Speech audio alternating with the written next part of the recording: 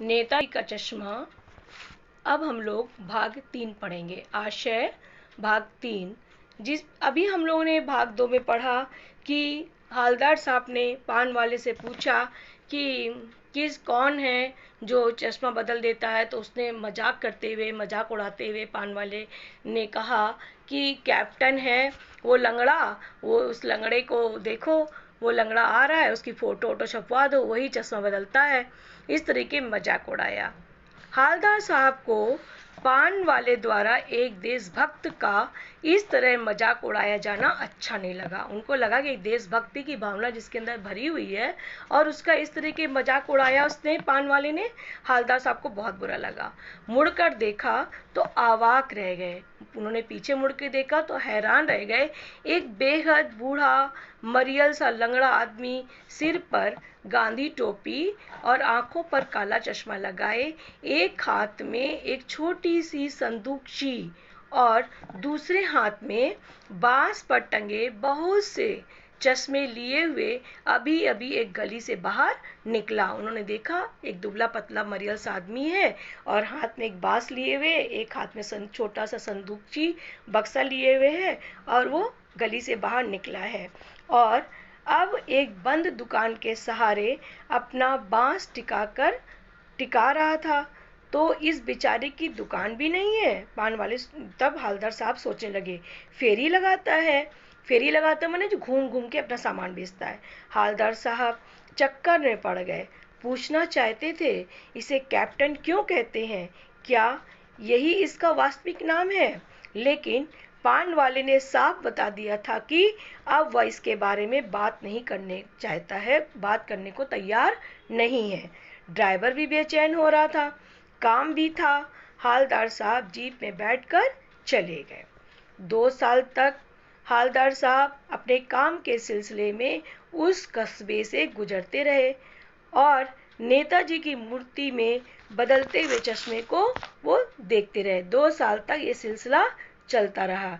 कभी गोल चश्मा होता तो कभी चौकोर, कभी लाल तो कभी काला, कभी धूप का चश्मा, कभी बड़े कांच वाला गोगो चश्मा, तो पर कोई ना कोई चश्मा जरूर होता था।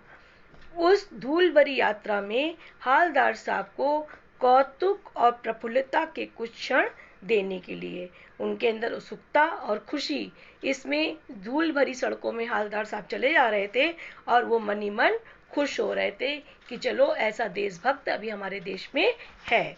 फिर एक बार ऐसा हुआ कि मूर्ति के चेहरे पर कोई भी चश्मा, कैसा भी चश्मा नहीं था। उस दिन पान की दुकान भी बंद थी, चौराहे की अधिकांश दुकानें बंद थी। अगली बार भी मूर्ति की आंखों पर चश्मा नहीं था। एक बार और गए, तब भी देखा चश्मा नहीं था। हालदार साहब ने पान खाया और धीरे से पान वाले से पूछा, क्यों भाई, क्या बात है, आज तुम्हारे नेताजी की आंखों पर चश्मा नहीं है? पान वाला उदास हो गया। उसने पीछे मुड़कर मुंह का पान नीचे थूका और सिर झुकाकर अपनी धोती के सिरे से आंखों को पोंछता हुआ बोला, साहब, कैप्टन मर गया। उसने कहा, वो भावुक हो गया और अपनी भावुकता से उसकी आंखों में आंसू आ गए। उसने बताया कि साहब, कैप्टन मर गया। और कुछ नहीं पूछ पाए हालदार साहब। कुछ पल चुपचाप खड़े रहे, फिर पान के पैसे चुकाकर जीप में बैठे और रवाना हो गए और वहां से चले गए। बार बार सोचते, क्या होगा उस कौम का जो अपने देश की खातिर घर गृहस्थी, जवानी, जिंदगी सब कुछ होम कर देने वालों पर हंसती है।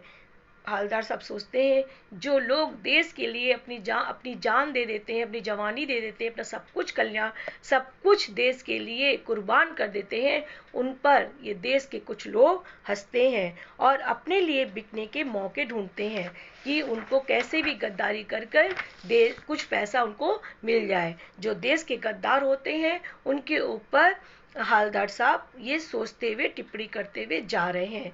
दुखी हो गए। 15 दिन बाद फिर उसी कस्बे से गुजरे। कस्बे में घुसने से पहले ख्याल आया कि कस्बे की हृदय स्थली में सुभाष की प्रतिमा अवश्य ही प्रतिष्ठित होगी, लेकिन सुभाष की आंखों पर चश्मा नहीं होगा। जब हवलदार साहब फिर 15 दिन के बाद उस कस्बे से निकलने लगे, तब उनको याद आया कि जो कस्बे के चौराहे, इसलिए मैंने चौराहा, कस्बे के चौराहे पर जो सुभाष चंद्र बोस की मूर्ति है, मूर्ति तो रहे होगी, परंतु उसकी आंखों में चश्मा नहीं होगा, क्योंकि मास्टर बनाना भूल गया और कैप्टन मर गया। सोचा आज वहां नहीं रुकेंगे, पान भी नहीं खाएंगे, मूर्ति की तरफ देखेंगे भी नहीं, सीधे निकल जाएंगे।